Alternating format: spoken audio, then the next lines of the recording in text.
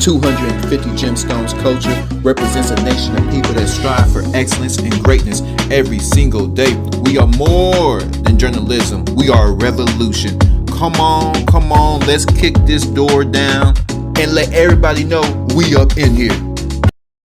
For us, okay? If you want a man that is maybe a high earner or a man that is, I don't know, a CEO, etc., your pickings are very slim, okay? So a lot of black women, we don't necessarily date out because we want to like white men or anything like that. It's sort of like out of necessity. So when I'm listening to this conversation, I hear it, I understand it, I live it, of course. But I also kind of feel like we have to present black women with another option, because there's the community aspect, like living as a black person, and then it's taking care of yourself as a woman. What are you going to choose first? Are you going to sit back and let the stories of how white people do this and this and this and that keep you single?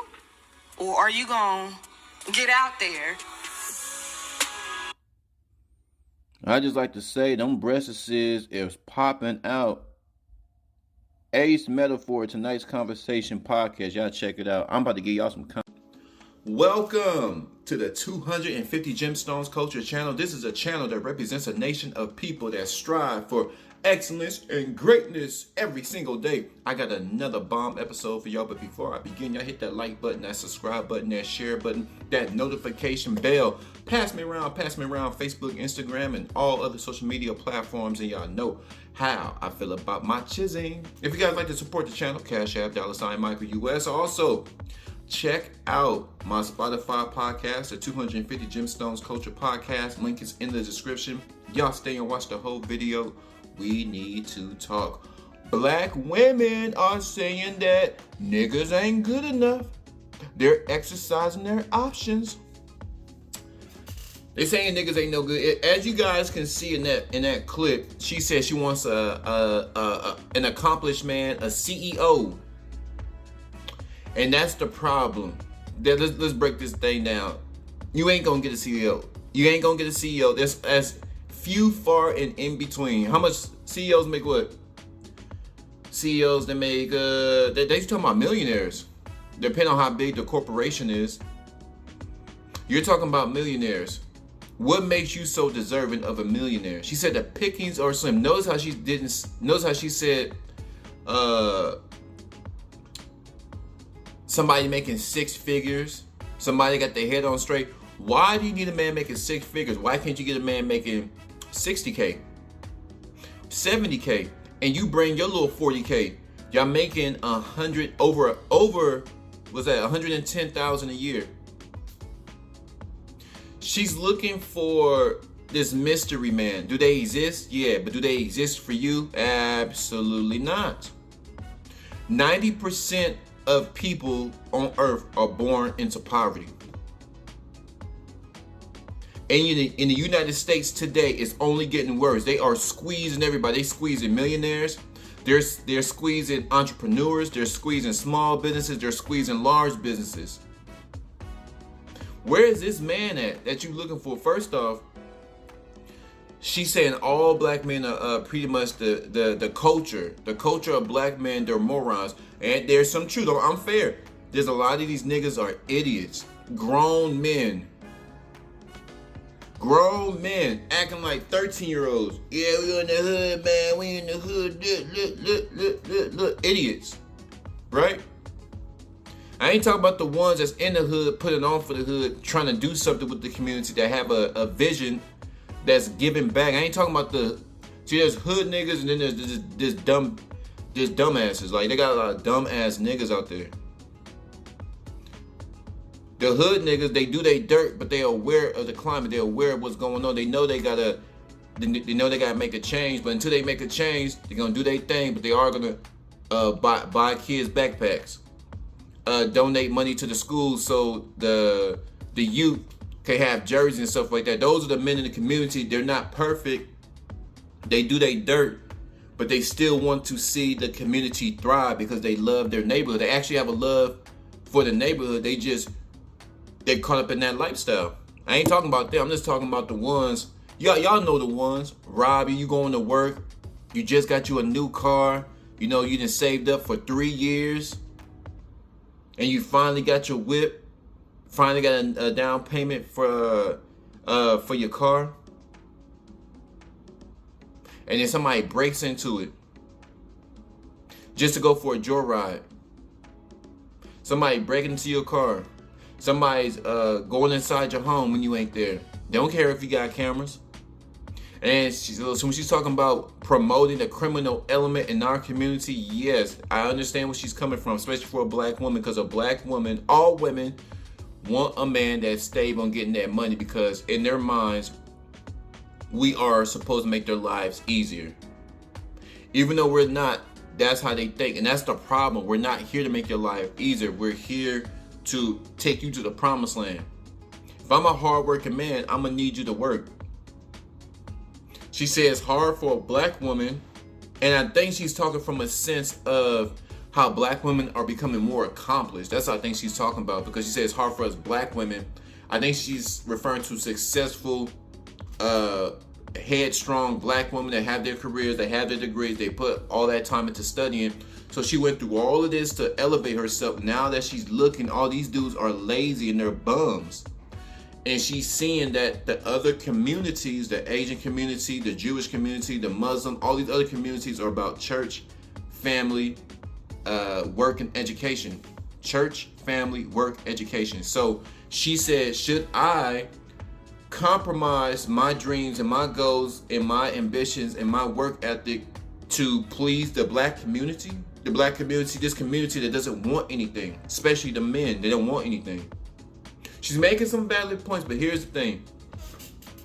Not all black men are like, and I'm qualified to talk about interracial relationships because I've dated most races on earth. And what I learned about women, they're like, they're very gentle. Even the meanest ones, they're very gentle. If you can be there, if you can find a space in her heart to be her father, she's gonna love you forever. If you find a space and you show her that you're dominant, like you don't care about her degree, you have an absolute desire to give her attention, to dominate her and take care of her, there's no reason for her to leave. Even if you're just working at, say you're working at FedEx, you're making $20 an hour. It's not the job. It's not so much his job. Because I've always had beautiful women, I had okay looking women, black women, white women. A woman at the end of the day really doesn't care about a man's money. And if she only cares about the money it's all about the end of the day. Most women, they put, oh, I want a man making 6 figures. You really don't, because you know that man got other girls coming after him. So you want him to be a multimillionaire or a thousandaire, and you want him to only love you and give you his they want to possess men. You only want this 6-figure man or this multi-millionaire man to only give his loving to you. You only want his eyes to look at you. You only want his attention to be focused on you. That's very selfish. He had to work his way up to be that man. You weren't there. And there's a lot of these women don't understand. You're looking for a man that's already polished, but you weren't there when he was struggling. You do understand that because that man is struggling, he had his guard is up, because now he's in a position where everybody wants to drop their draws for him because of his money. He don't trust nobody. So if he doesn't trust nobody, why would he trust you? You weren't there. And this is what a lot of these women don't. You weren't there. Most men know that these women don't care about them. It's been proven through their experience, or they watch other successful men, how they get dogged out. They got married and she just took everything. Their pessimism, their their caution, their level of caution pertaining to women is very high, because he put all them years into being an engineer or even a content creator. It takes years to develop and get your fan base, promote, meet and greets. You gotta push. It's work. Music is work. School teacher, work. College professor, work. You weren't there, so who are you? Now, she's talking about degrade. Pretty much, she says she's not going to degrade herself dealing with a black man because this and that. If a woman only wants you for your money at the end of the day, you don't want her anyway, fellas. You don't want her anyway. And if you only want a man for his money, you need to question yourself, woman. Because here's the thing. There's a man that doesn't have the money, but he's working hard. He's working himself up, but he treats you good. She's saying that the black men, they don't treat black women good, and they broke and ashy. Damn! She's saying that black men do not treat black women good, and they're lazy, broke, and ashy, and they're violent. Ooh! She sound like these damn news media outlets. Damn, they're lazy. They don't treat black women good. Call them all kind of bees and hoes. She said, we are the worst of the worst. And she said, I'm not going to degrade myself. If I have to go find me a white boy or Asian, I'm going to do that. But here's the thing. You as a woman, at the end of the day, is it the money or is it the character? Because you can't say, I don't believe that every broke man or a man that don't have any resources is a bad man. It's just resources are hard. Look at the damn economy. So most women should be looking for a man that's going to like them, love them, kiss on them, give them attention, buy them roses. These are the type of things. That's what I learned from women. I don't give a damn what her degree is.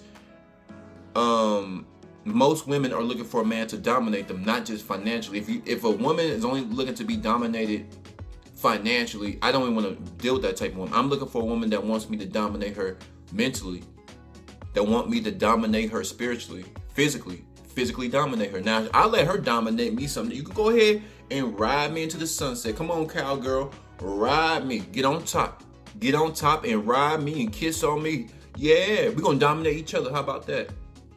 But men have an absolute desire to dominate women. Women have an absolute desire to be dominated. And this is why it's such a beautiful thing. It is a beautiful thing. That's why men are more aggressive, because we seek to control something, to dominate something, to groom something, to lead, to guide. That's we get off on that. It makes us feel good about a man that I'm taking care of this woman, get her nails done, her hair done. I'm paying the bills. In return, she making my life easier. She's working for me. She giving me ideas. She giving me inspiration. She's my little cheerleader. When I'm down and out, I can go talk to her and she ain't gonna make fun of me because I'm venting to her. A lot of men don't open up to their women because, they're gonna take that and run with it and go tell everybody how you a softy, you weak, and she knows all your deepest secrets and your fears. Never share your fears with a woman. Never share problems with a woman overall. But at the same time, you can't be so isolated to where she doesn't know what's going on. So it's some sweet spots in life. It's a sweet spot. Far as problems that you're working with yourself, you got to take that to God first, because you don't want to stress your baby out. So men have a lot of burden. Men have a lot. It's really easy for a woman to be in a relationship because you're just following. What you want me to do, Daddy? What you want me to do? I can do this for you. I can go run errands for you while you at your business meeting. Yeah, you working for me. It's yin and yang. Are all black men trifling? No. Are most black men trifling? Yeah. Y'all flood my comments. Is there some truth to what she's saying? Should people who have moved up in society, moved up, got their degrees, they're elevated, they're in a new space in life, should they degrade themselves in order to be accepted by the community, or should they venture off into other communities to find people who move like them? 250 capital G